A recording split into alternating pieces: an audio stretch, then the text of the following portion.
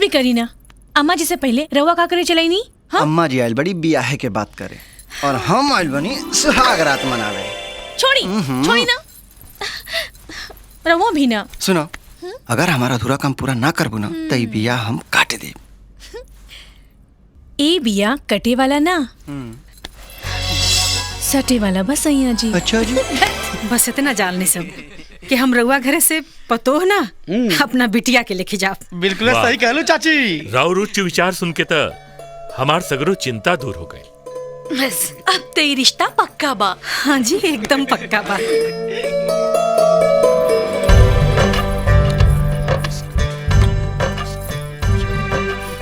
खुश रहा बिटिया, बैठा।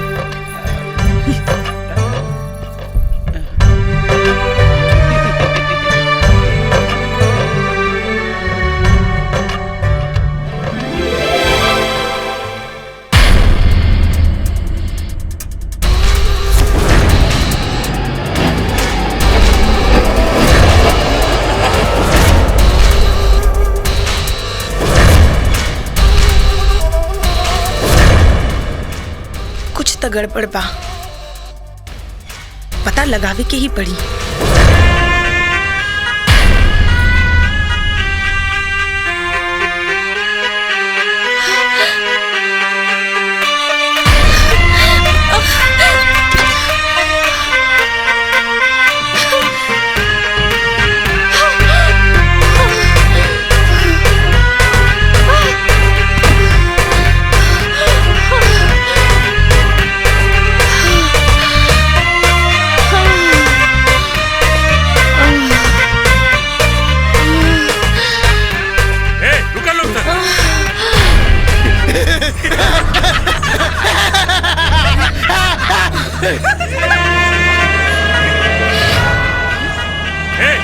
बंद कर।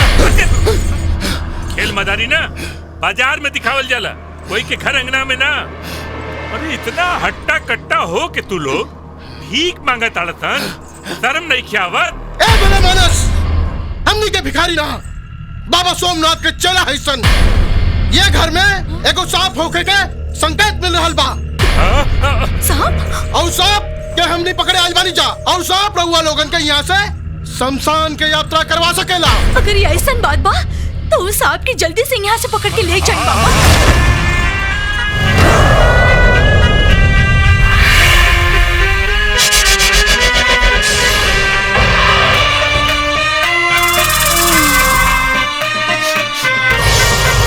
हाँ, नागिन के गंध। हाँ, ए, खोली, जल्दी खोली। खोलती खोलती।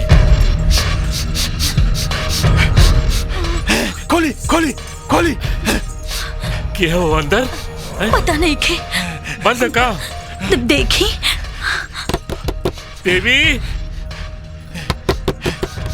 देवी,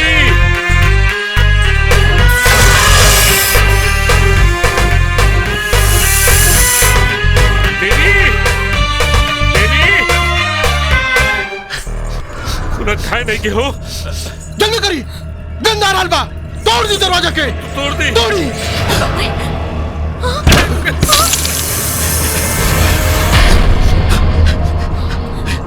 कहाँ कहाँ होता?